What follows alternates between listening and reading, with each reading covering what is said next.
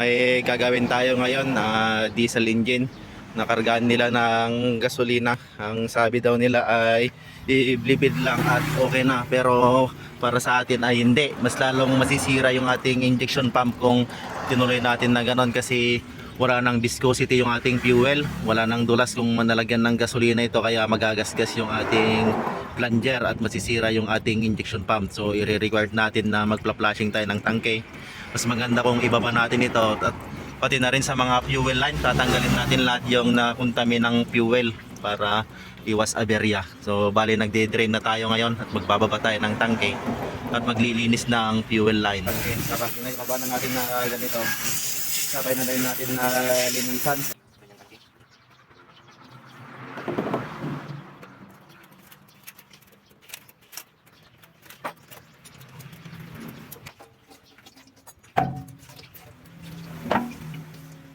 Binubugan natin yung return para matanggal yung mga nakuntami ng fuel.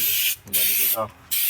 At pati rin ito, didrin din natin, dilinisan din natin ito. So bali ito na yung outcome ng ginawa natin mga paps. Maanda na siya.